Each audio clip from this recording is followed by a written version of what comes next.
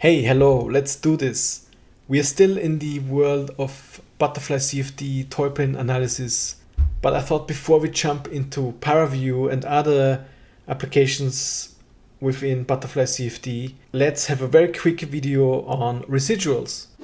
Residuals are a very important aspect of CFD analysis because it actually shows us the accuracy of our calculation within the parameters we give the whole setup. So how, and I will explain it in a way that I understand it from a designer's perspective and not from an engineer's perspective. So keep that in mind, but I hope it explains or it helps some of you.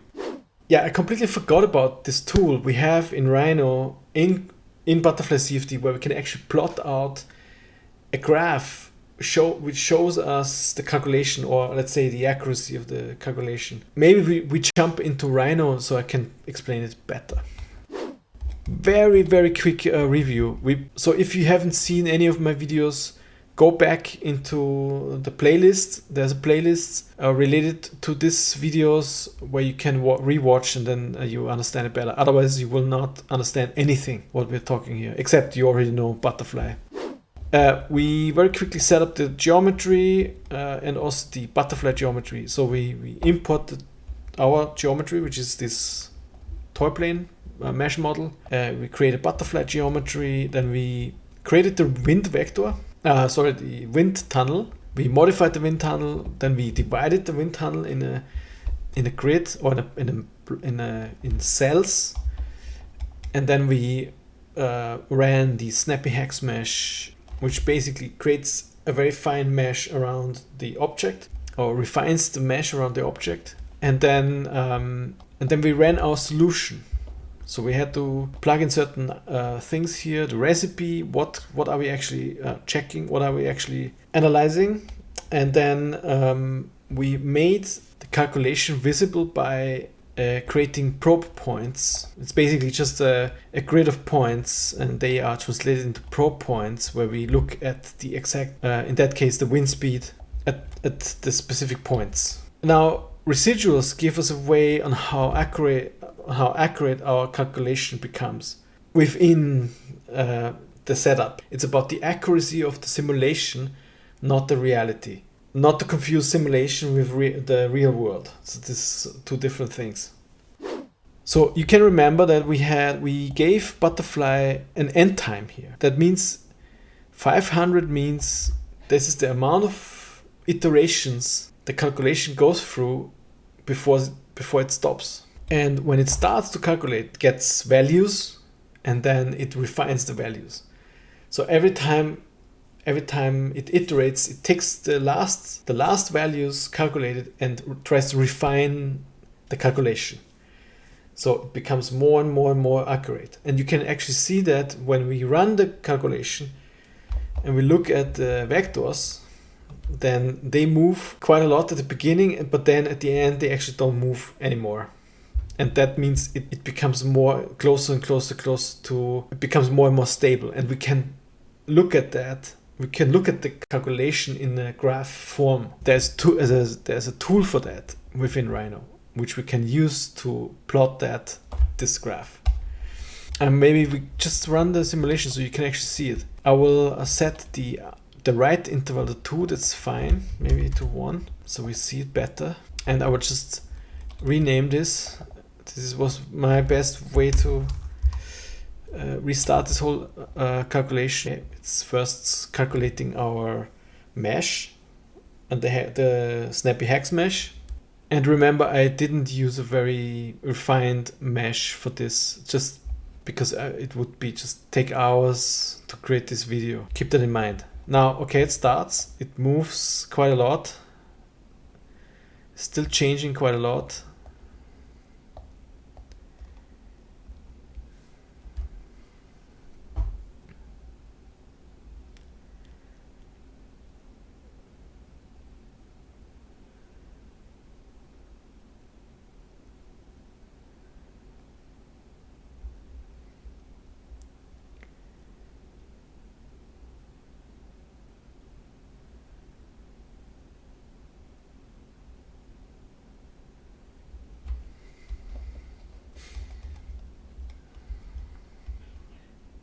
So here we can see the timestamp.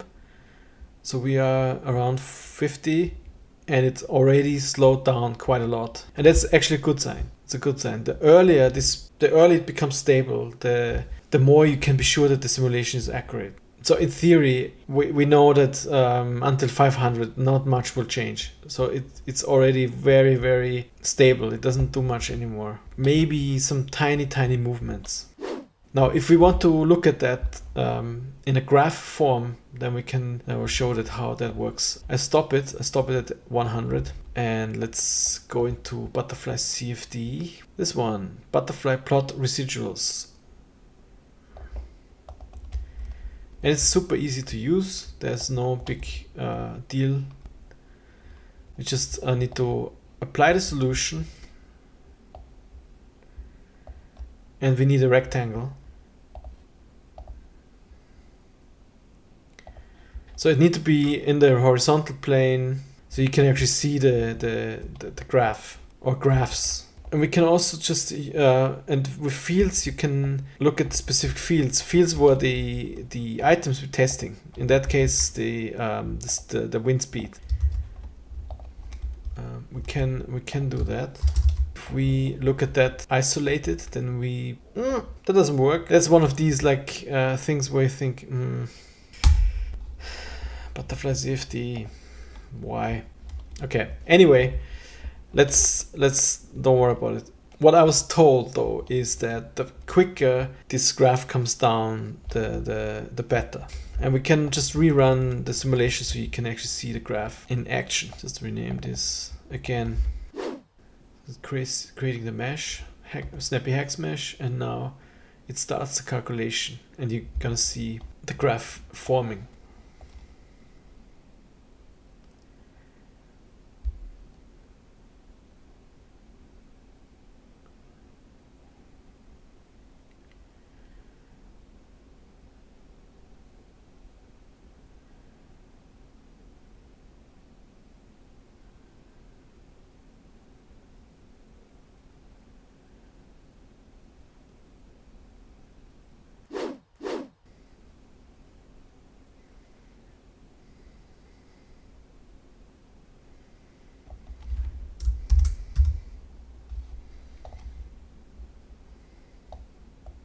Oh, I see. Now I found out why the U just didn't work. Basically look at UX, UY, and UZ in that case.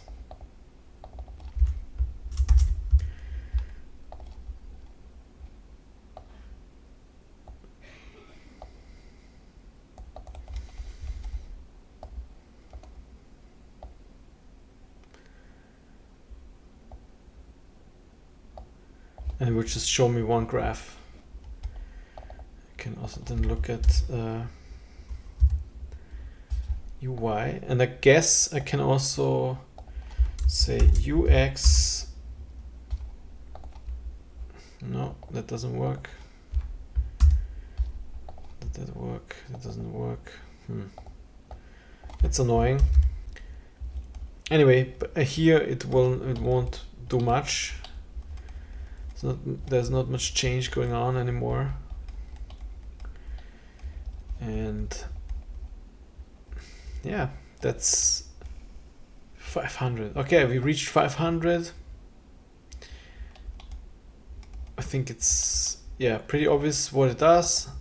It shows you how quickly, or it shows you that all the test fields are going towards 0, meaning that residuals the residuals become very small.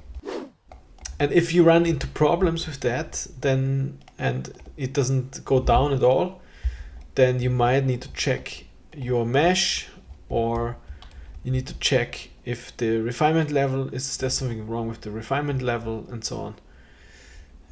That could be then the problem. But yeah, these are residuals in Butterfly CFD. I hope this video helps a bit and to understand what residuals are.